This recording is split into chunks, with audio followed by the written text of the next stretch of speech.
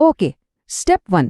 యాప్లో లాగిన్ అవ్వగానే main dashboard కనిపిస్తుంది కదా, అక్కడ స్టూడెంట్ అనున్న టైల్ని ట్యాప్ చేయాలి. అంతే, ఫస్ట్ స్టెప్ అయిపోయింది. స్టెప్ 2. స్టూడెంట్ మీద ట్యాప్ చేశాక స్టూడెంట్ మెనూ వస్తుంది. ఆ స్క్రీన్లో కింద భాగంలో యాక్షన్స్ అనే ఆప్షన్ ఉంటుంది. దాన్ని సెలెక్ట్ చేసుకోండి. ఇక ఫైనల్ స్టెప్ 3. యాక్షన్ స్క్రీన్ పైన 100 డేస్ యాక్షన్ ప్లాన్ అనే టైటిల్ చాలా క్లియర్గా కనిపిస్తుంది. దానిమీద ఒక ట్యాప్ చేస్తే చాలు, మనం నేరుగా మార్క్స్ ఎంట్రీ పేజ్కి వచ్చేస్తాం. సరే, సెక్షన్ 4 స్టూడెంట్ మార్క్స్ ఎంటర్ చేయడం. ఇప్పటిదాకా ఎలా నావిగేట్ చెయ్యాలో చూశాం కదా. ఇప్పుడు అసలు పని అంటే ఒక్కో స్టూడెంట్కి మార్క్స్ ఎలా ఎంటర్ చెయ్యాలో డీటెయిల్డ్గా చూద్దాం.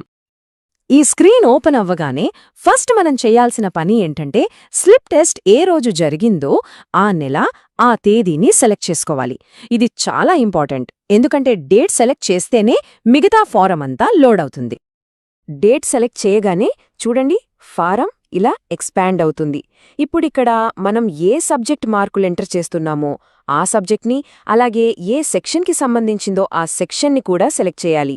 ఈ రెండు సెలెక్ట్ చేయగానే ఆ క్లాస్లోని స్టూడెంట్స్ లిస్ట్ అంతా కింద డిస్ప్లే అవుతుంది. ఇక్కడ ఒక చాలా ముఖ్యమైన రూల్ గుర్తుపెట్టుకోవాలి. స్లిప్ టెస్ట్ అనేది ఎప్పుడూ కూడా మాక్సిమం 20 మార్కులకే ఉంటుంది. అంటే ఎంటర్ చేసే మార్కులు 0 నుంచి 20 మధ్యలోనే ఉండాలి. 20కి మించి ఎంటర్ చేయడం కుదరదు.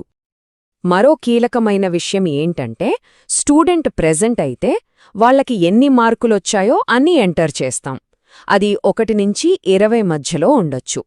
ఒకవేళ స్టూడెంట్ ఆబ్సెంట్ అయితే అప్పుడు ఆ బాక్స్ని ఖాళీగా వదిలేకూడదు. ఖచ్చితంగా 0 అంటే 0 అని ఎంటర్ చేయాలి. ఇది చాలా ముఖ్యం. ఇంకొన్ని స్పెషల్ పాయింట్స్ కూడా ఉన్నాయి. లాంగ్వేజ్ సబ్జెక్ట్స్కి మార్కులు వేసేటప్పుడు, ఉదాహరణకి సంస్కృతం లేదా ఉర్దూ లాంటివి, ఆ పర్టిక్యులర్ లాంగ్వేజ్ని కూడా సెలెక్ట్ చేసుకోవాల్సి రావచ్చు. ఇంకో విషయం, మీరిక్కడ యాబ్సెంట్ అని 0 మార్క్ వేస్తే ఆ డేటా అనేది స్టూడెంట్ అటెండెన్స్ మాడ్యూల్తో కూడా క్రాస్ చెక్ అవుతుంది. అండ్ ఫైనలీ సెక్షన్ 5 సబ్మిట్ చెయ్యడం మరియు సపోర్ట్.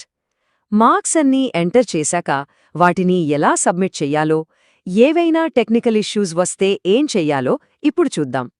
ఇది చాలా ముఖ్యమైన గమనిక, జాగ్రత్తగా వినండి. ఒక్కసారి మార్క్స్ సబ్మిట్ చేశారంటే అవే ఫైనల్. ఆ తర్వాత వాటిని మార్చడానికి వీలు పడదు. సో సబ్మిట్ బటన్ నొక్కే ముందు అన్నీ కరెక్ట్గా ఉన్నాయో లేదో 1కి 2 సార్లు డబుల్ చెక్ చేసుకోండి. సబ్మిట్ చేసే ముందు ఈ ఫైనల్ చెక్లిస్ట్ ఒకసారి చూసుకోండి. 1. ప్రతి స్టూడెంట్కి మార్క్స్ ఎంటర్ చేశారా? 2. అన్ని మార్క్స్ 0 నుంచి 20 లోపే ఉన్నాయా? 3. ఆబ్సెంట్ అయిన వాళ్ళందరికీ 0 అని కరెక్ట్గా పెట్టారా? ఈ 3 పక్కాగా ఉన్నాయని అనుకున్నాకే సబ్మిట్ బటన్ ట్యాప్ చేయండి. మరి ఒకవేళ ఈ ప్రాసెస్లో ఏదైనా టెక్నికల్ ప్రాబ్లం వస్తే ఏం చేయాలి? అస్సలు కంగారు పడాల్సిన పనిలేదు, దానికి కూడా ఒక సొల్యూషన్ ఉంది. మీరు ఫేస్ చేస్తున్న ఇష్యూ ఏంటో వివరంగా టైప్ చేసి, వీలైతే ఒక స్క్రీన్ షాట్ కూడా తీసి ఇక్కడ స్క్రీన్ మీద కనిపిస్తున్న ఈమెయిల్ అడ్రస్కి పంపించండి.